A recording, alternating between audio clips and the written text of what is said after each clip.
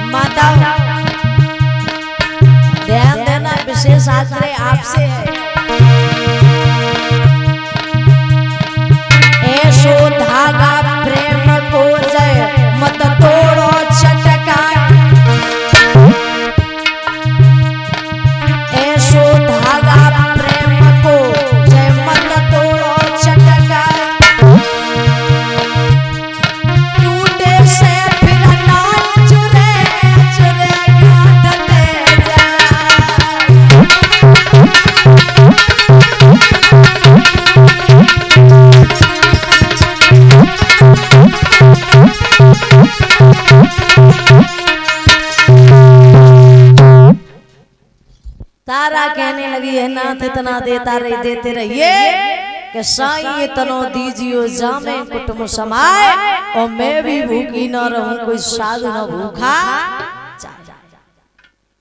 क्यों?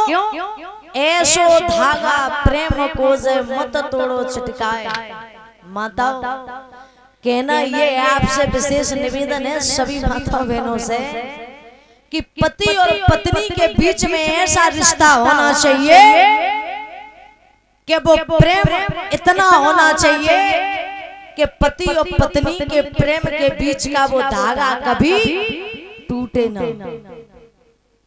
और अगर एक बार टूट गया तो पति के लिए पत्नी वही रहती और पत्नी के लिए भी पति वही रहता, लेकिन बीच में एक छोटी सी गांठ पड़ जाती है। लकड़ी जल कोयला भई और कोयला जल भई, राख और मोह मेरे नहीं ऐसी भई, कोयला भई ना। तारा कहने लगी, नाथ इतनी मुसीबत पड़ गई, समय की मार को झेलती रही, न मैं कोयला भई न राख भई। तो ध्यान रखना मेरे भगवत श्रोताओं, ये कथा इसलिए नहीं कि केवल सुनने के लिए हो, ये कथा इसलिए है मैया हो, कथा को सुन करके अपने जीवन में थोड़ा बहुत उतारना, ज्यादा नहीं। ज्यादा उतार लिया फिर बाद बाकी क्या करें। हाँ, थोड़ा बहुत कितना, अगर आपके पति के ऊपर कोई मुसीबत आती है तो कभी पति को पीठ नहीं देना, क्योंकि हमने सुना है अगर आजकल की कहूँ तारा होती ना तो वे जगह थी जब साधु से वचन भरो तब हमें पूछी कल पिछो सो ब्याल बिच जा हम ना जाए वाली। हाँ क्यों कहते हैं ना कि जब घर में कोई काम हो तो श्रीमान जी को पहले पूछिए, उसके बाद कार्यक्रम आगे बढ़ाइए। हाँ तो मैया हो ये कथा को थोड़ा अपने जीवन में उतारना, क्यों कि हमारे तुम्हारे जीवन में क्यों संघर्ष ही एक जीवन है। जीवन में जिस व्यक्ति ने दुखों का सामना ना किया तो फिर जीवन जीना ही बेकार है। मुसीबतों से निकल करके जब ऊंचाइयों पर पहुंचते हो तब हम आपको ये हासिल होता है कि हमने भी अपना जीवन किसी तौर से जिया है। हाँ तो कथा को सुनने से और जीवन में भी उतारो। उनका नाम तारा इसलिए नहीं रखा था कि नाम ही तारा, तारा ने हरिश्चंद्र को तार दिया था इसलिए उनका नाम तारा रखा गया था। हाँ अगर तारा ना चाहती तो कभी हरिश्चंद्र जीत नहीं पाते। सही कहा। तो वो तारा तो ऐसी थी जिन्होंने तार दिया, आज की तारा तो ऐसी है तो नीले ड्रम में भरवाए देते। आज की मेरठ की तारा को जानते सब लोग। हाँ बनाए तार देते सन्यास। बोलिए सतगुरुदेव भगवान की जय, बोलिए कन्हैया लाल की।